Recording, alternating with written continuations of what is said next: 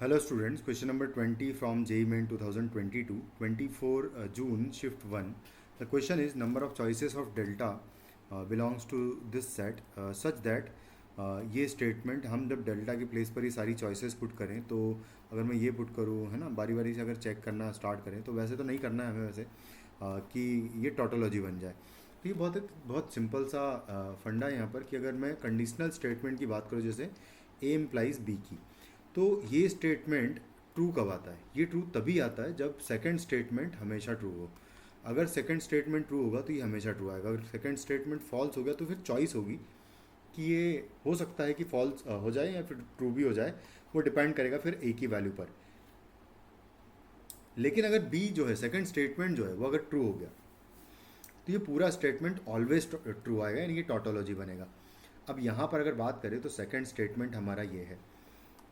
अब इस second statement में हम अगर देखें तो यहाँ पर कुछ इस तरीके से लिखा हुआ है, बस इसको मुझे ट्रू करना है। अगर ये ट्रू हो जाएगा तो अपने आप पूरा स्टेटमेंट एक टोटोलॉजी बन जाएगा। तो इसके लिए बहुत ही सिंपल सी बात है कि हम जब और यूज़ करेंगे ना, तो और के सिचुएशन में ये ऑलवेज ट्रू आएगा, क्योंकि और अब जब यूज़ करोगे तो ये आएगा पी और नॉट क्यू और नॉट पी और क्यू। तो यहाँ पर आप देखो, अगर इनमें से कोई भी एक स्टेटमेंट तो ट्रू होगा ही होगा, है ना। या तो क्यू ट्रू होगा या नॉट क्यू ट्रू होगा। अगर कोई भी ट्रू होगा, सारे एलिमेंट्स का यूनियन है, तो कोई एक भी ट्रू हो जाएगा तो पूरा स्टेटमेंट ट्रू हो जाएगा और वो हो जाएगा, क्योंकि ये दोनों एक दूसरे के नेगेशन है।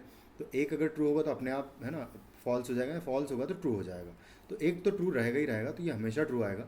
और अगर ये हमेशा ट्रू आएगा तो आप अगर इसकी प्लेस पर ये यूज़ करोगे तो ये ऑलवेज ट्रू आ रहा है। और सेकेंडली फिर मैं अगर यहाँ पर इसको यूज़ करता हूँ तो भी ये स्टेटमेंट ऑलवेज ट्रू होगा, क्योंकि ये बनेगा कुछ इस तरीके से statement P implies not Q और नॉट पी इम्प्लाइज क्यू। तो अब हमको पता है कि सेकंड स्टेटमेंट अगर ट्रू होता है तो कंडीशनल स्टेटमेंट ट्रू हो जाता है। तो क्यू एंड नॉट क्यू, ये दोनों में से नॉट क्यू एंड क्यू में से कोई ना कोई एक तो ट्रू होगा ही होगा। अगर कोई ना कोई एक ट्रू होगा तो इसका मतलब कोई ना कोई ये कंडीशनल स्टेटमेंट ट्रू हो जाएगा। और अगर कोई ना कोई कंडीशनल स्टेटमेंट ट्रू हो जाएगा तो पूरा स्टेटमेंट ट्रू हो जाएगा, क्योंकि बीच में और है इस वजह से।